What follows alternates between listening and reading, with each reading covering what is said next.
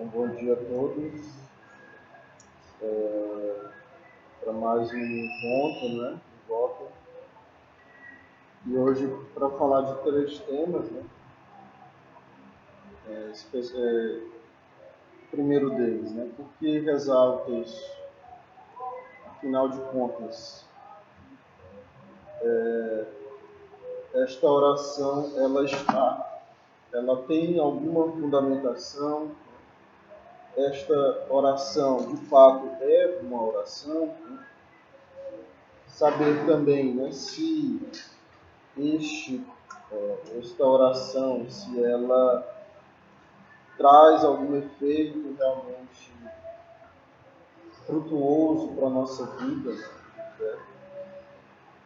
Então, muito bem. Né? Na verdade, né, se nós observarmos,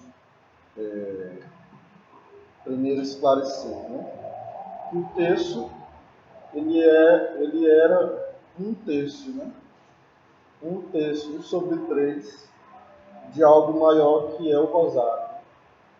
Só que com, salvo engano, João Paulo II, nós tivemos o acréscimo de um conjunto de mistérios, 5 mistérios, para serem contemplados, tiveram o nome de luminosos. Então agora o terço, ele, na verdade, seria o quarto, até da lei. Bem, então sabemos então que o terço, ele é parte de algo maior que é o rosário. E o rosário, ele, como o nome já indica, é o que se chamaria de uma coroa de flores que se oferece a alguém. De fato, o hábito de repetir orações, o hábito de ter contas a se passar, né? Ponto a ponto a se passar em oração, em uma oração repetitiva, né? Que tem a sua importância. Ela não é exclusividade, né, do meio católico, ela existe em várias outras religiões, que tem os seus rosários, que tem as suas contas, e a partir dessas contas se cria uma espécie de mantra, como se aquelas orações repetidas vezes, faladas ou meditadas em silêncio, né, elas criassem um estado de contemplação. Né? Então, se torna uma espécie de mantra. Que isso é algo que se faz no rosário também. Ou seja, no rosário nós temos pelo menos 10 Ave-Marias em cada mistério, em que nós vamos repetidas vezes, vamos rezando aquela Ave-Maria, antes um Pai Nosso, antes aquelas orações de súplica e louvor. Então, tudo isso, na verdade, esta repetição, né, ela, que muitas vezes afasta as pessoas do texto, né, dizendo que é chato, isso e aquilo, né, é porque, na verdade, não consegue viver bem esse aspecto de meditação. Não consegue perceber que a Ave Maria, na verdade, ela vai se tornando algo que você vai se concentrando até que você esteja em outro estado, né? De tamanha concentração, de tamanha unidade com aquilo que você está rezando, que aquilo vai trazer em você efeitos na sua vida de fé, na sua vida espiritual. Então, o primeiro ponto importante é falar disso. Obviamente, também há um ponto que ele é mais importante ainda, né, que também está junto com essa repetição, com essa espécie de mantra que se fixa no rosário, que é a contemplação dos mistérios. Então, na verdade, é o melhor, o justo, o que de fato se deve acontecer é que quando se rezar o texto, o rosário, se contemple bem os mistérios. Eu acho que aí é onde a gente peca mais. Talvez por a gente ter tido algum tipo de educação católica muito ligada mais à superstição, né? Ao sincretismo religioso, aos simples atos de fazer, de benzer, aos simples gestos e palavras que já teriam seu efeito imediato, né? De andar com o texto, né? Então, algo mais voltado à superstição do que o aprofundamento na fé. Então, à medida em que o sentido da oração, né, é levar que nosso estado avance espiritualmente, né, nós vamos avançando também na contemplação dos mistérios. Então, na verdade, o ponto central do rosário, do texto, é a vida de Jesus. E se o ponto central é a vida de Jesus, nós podemos dizer que o rosário, o texto, ele é uma oração cristocêntrica. O centro é Cristo, e não Maria, como poderia passar a impressão. Embora se utilize de Maria, digamos assim, a todo tempo se reza com Maria. A todo tempo, Maria ela está ali presente também em oração. Então, na verdade, é como se nós também nos uníssemos a Nossa Senhora para rezar a Deus, né? E, ao mesmo tempo, à medida que nós vamos oferecendo as rosas a Maria, né? Nós vamos pedindo a ela que interceda por nós, né? E vamos louvando a Deus pelas obras que Ele fez em Maria. Então, nesse sentido, podemos dizer que o texto, o rosário, ele é uma oração cristocêntrica. E também podemos dizer, né, que o ápice do texto e do rosário, sem dúvida, são essas contemplações. Na verdade, o próprio nome já diz, né? Contemplar, contemplação do mistério, né? De dor, mistério de glória, mistério de luz, né? Quer dizer, contemplar, ou seja, reconhecer a condição de criatura que nós somos, limitadas, e nos colocamos nessa situação reconhecendo alguém como maior do que nós, Deus. E nós contemplamos, né? Nós percebemos a nossa posição e justamente por essa nossa posição, ser uma posição limitada, nós, digamos assim, nos prostramos diante de quem é maior do que nós. Então isso é importantíssimo que nós saibamos, né? Que esta oração do texto, ela pede de nós que nós meditemos bem os mistérios, né? Os fatos da vida de Jesus, né? Os fatos, todos eles bem contextualizados nos evangelhos. E aí a gente chega a um outro ponto. Ora, se no texto nós temos orações repetidas, que são orações simples em geral, se no texto nós temos contemplações, se no texto nós temos fatos da vida de Jesus, e com certeza os principais fatos da vida de Jesus, e se nós temos tudo isso ao simples passar de contas, né, em cada oração, nós poderíamos dizer então que o texto ele é uma forma extremamente acessível uma forma extremamente simples de se compreender Deus, de se chegar a Deus.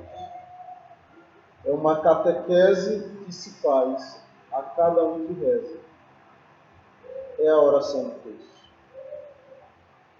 Então, o texto ele permite, é muito diferente, por exemplo, da missa, que sempre foi uma oração extremamente complexa, que mistura orações diferentes em cada parte, que mistura leituras diferentes na sua liturgia, que tem fundamentações esparsas tiradas do Antigo Testamento, do Novo Testamento, da tradição da Igreja, que tem bênçãos, que tem ritos introdutórios, ritos de andamento, ritos de conclusão, gestos, palavras de efeito unidos aos gestos, ou seja, cânticos, em paralelo aos cânticos, antífonas que devem estar em alinhamento. Né? Você tem vestes que têm que ser usadas, né? Uma série de coisas. É uma oração muito mais complexa. Né? Da mesma forma, uma oração que também está também nessa mesma proporção, digamos assim, a oração do ofício, né? A liturgia das horas, também não é uma oração tão simples. Né? Na verdade, se você observar em todas essas orações, ela exige um certo conhecimento prévio. São orações típicas do clero. Né? Então, por exemplo, na liturgia das horas, nós temos um conjunto de salmos, nós também temos antífonas, nós temos melodias, em que se segue o cântico, né? a meditação das horas, nós temos leituras, nós temos homilias de santos, enfim, não é tão simples. Não é tão simples quanto o terço ou o rosário. Então, nesse sentido, é por isso que a igreja ela é tão adepta ao rosário, né? E ao terço, porque ela tem todo o benefício de ser uma oração muito simples, né? Uma oração muito simples, mas que não é menos, né, graciosa, digamos assim. Não traz menos benefícios a quem reza, né? Porque ela justamente está ali acessível. E à medida em que ela é acessível, ela pode transmitir essa fé. Eu acredito que também, né, assim como as imagens na igreja, elas também têm um efeito catequético. Né? Portanto, para pessoas de menor conhecimento doutrinário, né? Para pessoas mesmo que não sabem ler, né? Mas que conseguem visualizar uma cena e identificar. Né? É muito comum isso, você vê a cena e aí você identifica como uma via sacra. Então você vê uma imagem de um anjo chegando próximo a Maria, você já sabe. O anjo está chegando a Maria para anunciar que ela será a mãe do Salvador.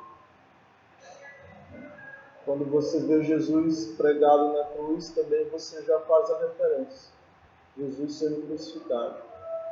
Quando você já vê Jesus em vestes brancas, esplendentes, você já consegue identificar Jesus ressuscitando, né? Ou Jesus ascendendo aos céus. Então, tudo isso faz do texto essa oração cristocêntrica, que por ser acessível, extremamente simples, ela se tornou, né, tão popular no meio católico. E é importante, né, dizer que a igreja ela muito estimula essa oração por tudo isso. Por ela tratar dos fatos principais do Evangelho e por ela ser uma oração simples, que leva a um estado de contemplação. Há quem,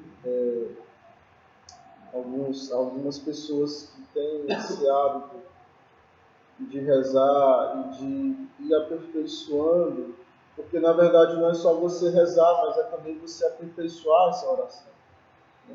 Toda oração você inicia nela num estágio e você é capaz, à medida que Deus lhe dá a graça, de aperfeiçoar aquela oração e de trazer para você os benefícios que você quer. Então, na verdade, você vai rezando e vai aperfeiçoando. Você vai rezando e você vai aperfeiçoando.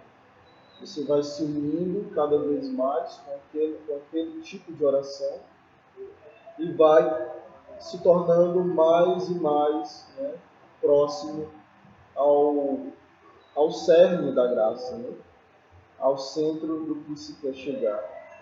Então,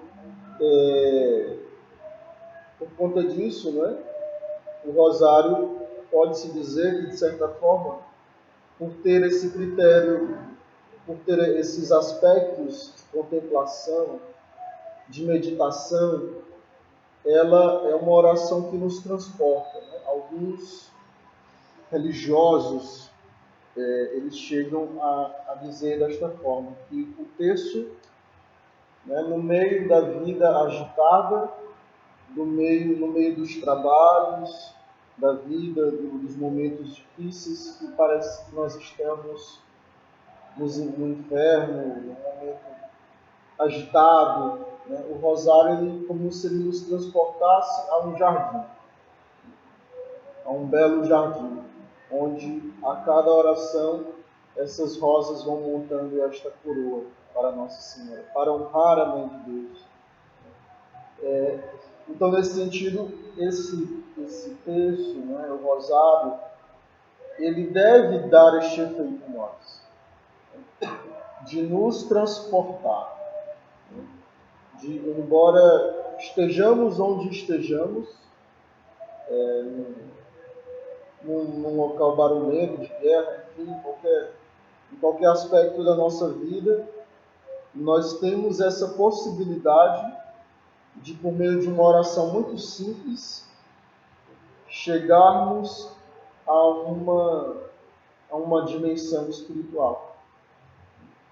Então, sem necessariamente estar na igreja, sem necessariamente estar diante do Santíssimo Sacramento, o rosário ele proporciona a quem reza com fervor, né, meditando, contemplando, esse transporte, né, de nos deslocar daquele local barulhento, daquele local disperso, para esta espécie de jardim, né, em que nós podemos associar a presença de Deus.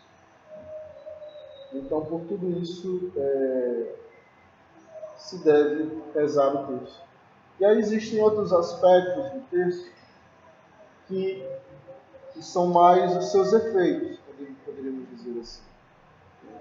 Porque, digamos, diria João Paulo II também, né, que a família que reza unida, ela permanece unida. E vejam, o texto ele já foi, né, a oração predileta das famílias. Poderíamos dizer assim, no tempo em que grande parcela dos católicos de fato rezavam. Então, a família se reunia, né? Era muito comum isso. Em toda casa que se chegava, tinha-se sempre um oratório. Em todo lugar que se chegava, você encontrava um espaço dedicado à oração.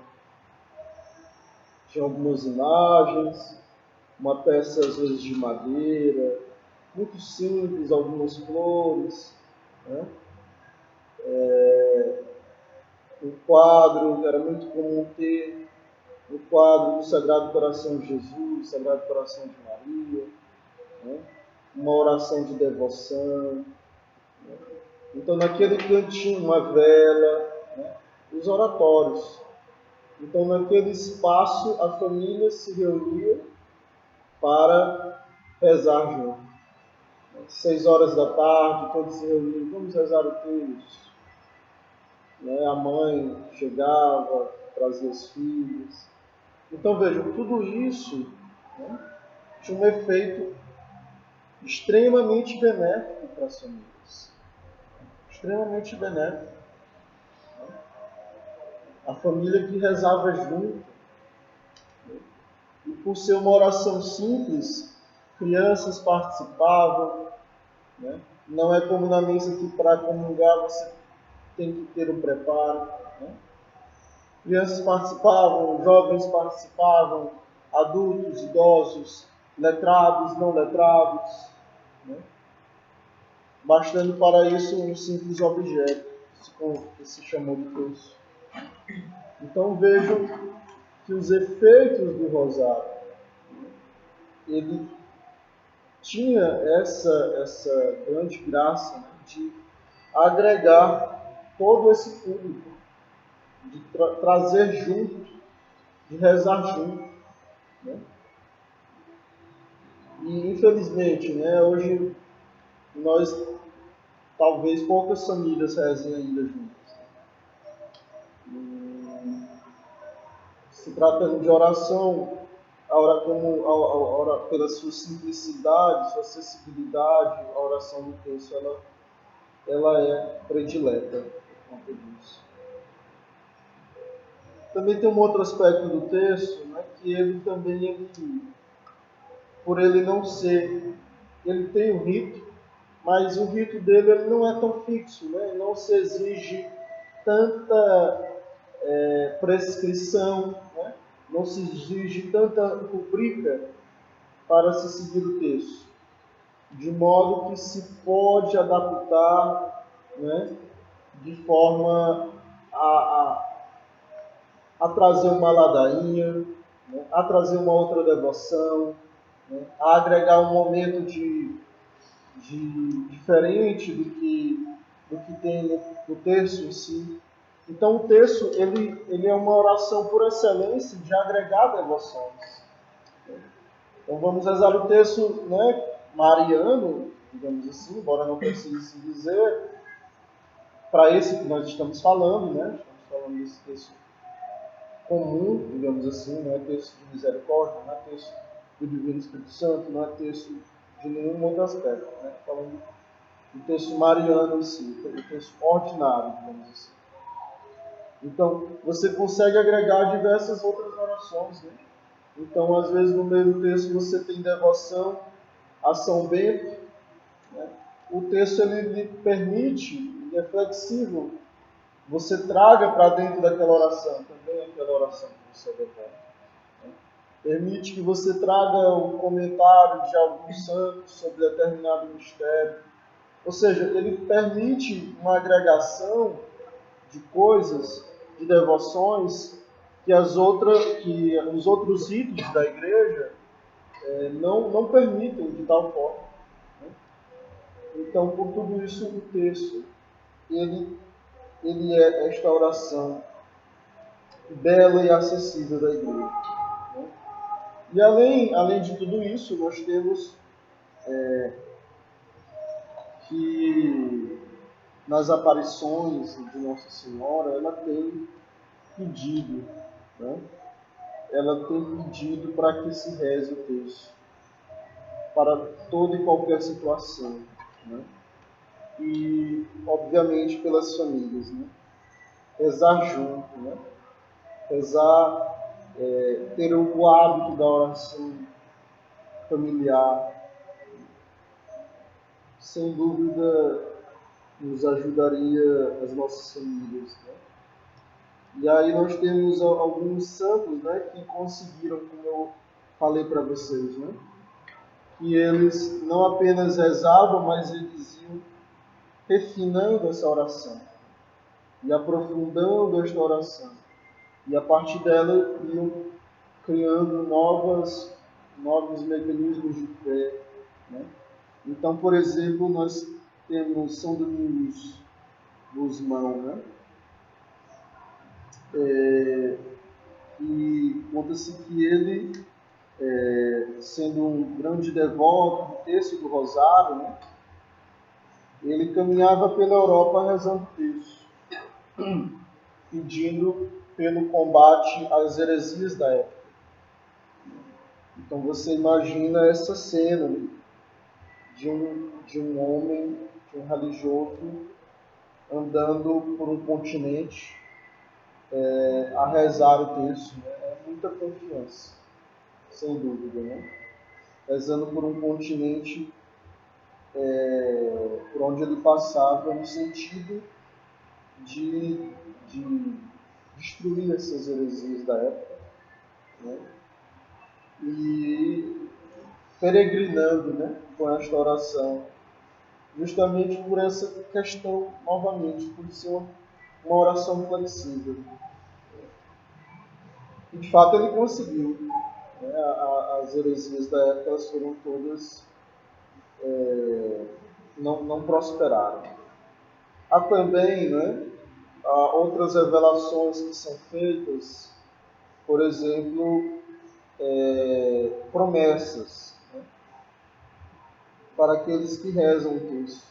Por exemplo, essas que eu trouxe, elas foram reveladas ao beato Alain de la Roche.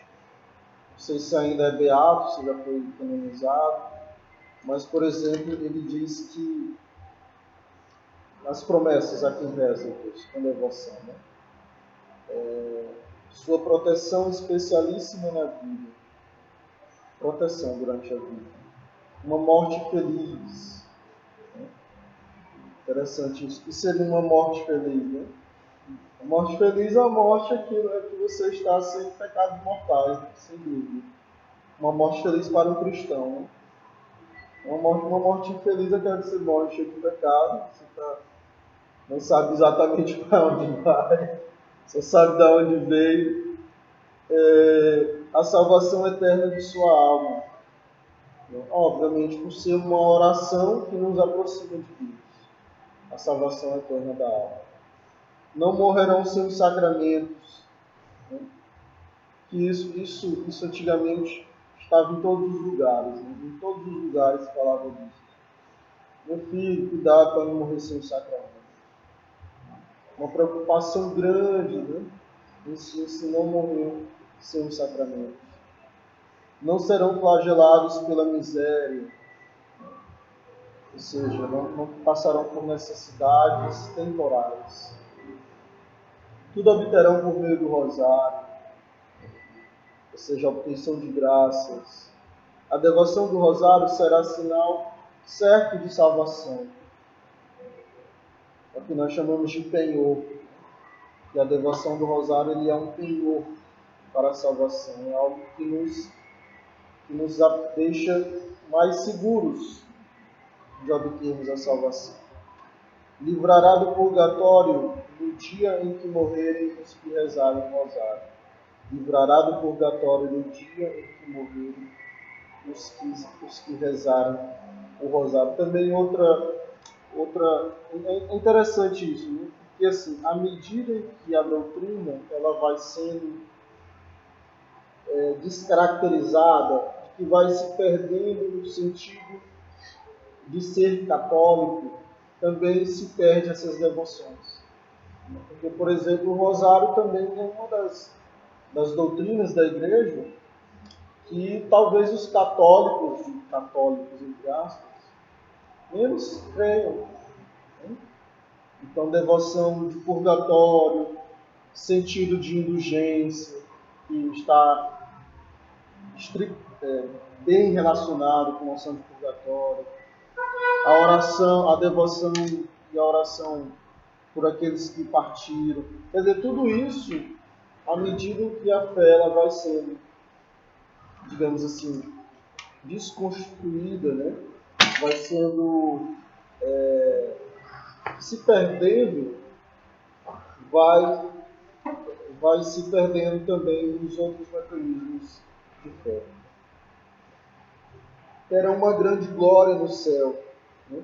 E aí a pergunta que se faz também, né? Ora, hoje, quem quer ir para o céu?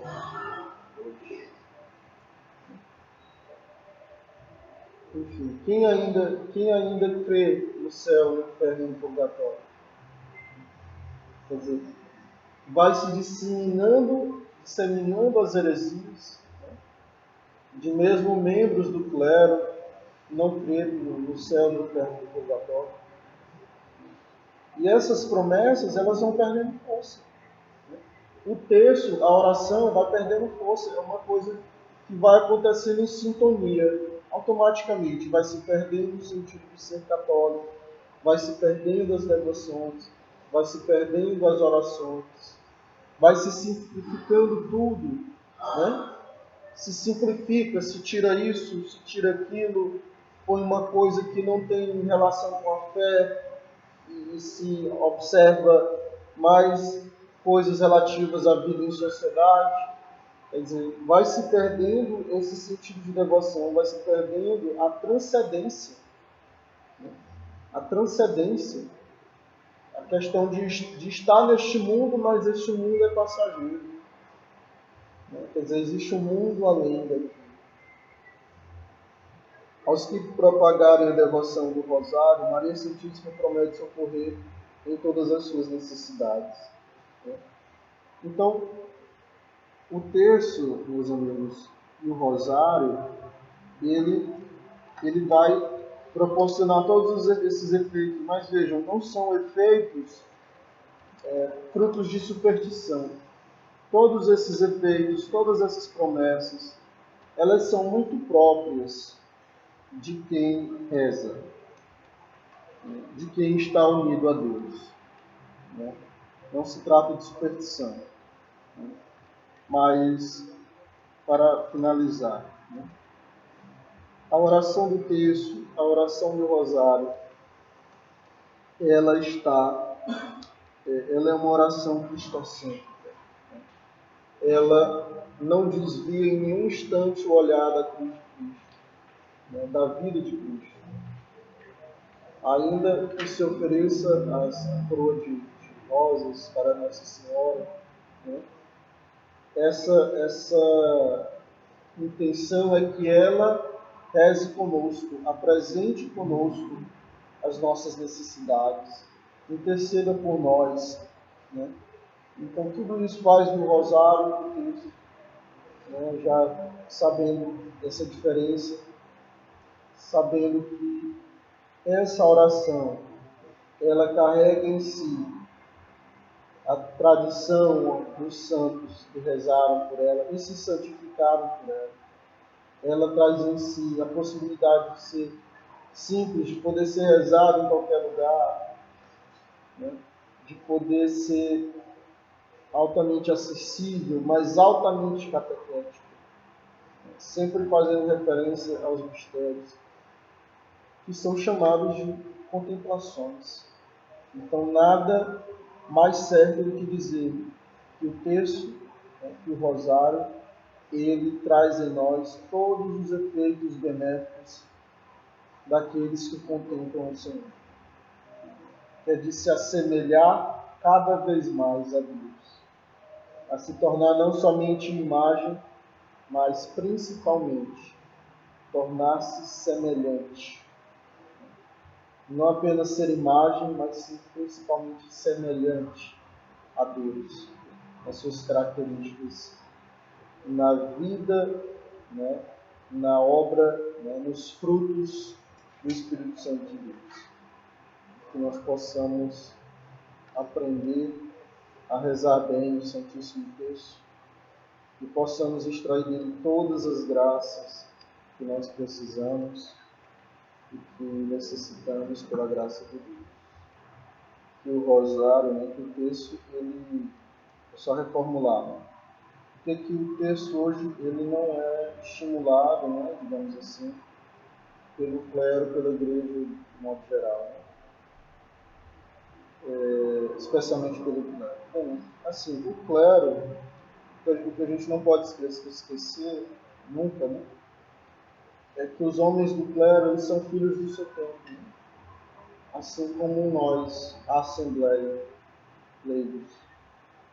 Então veja, o clero ele também, e aí claro que isso vai depender muito de região para região, mas o clero também ele sofre muito, né?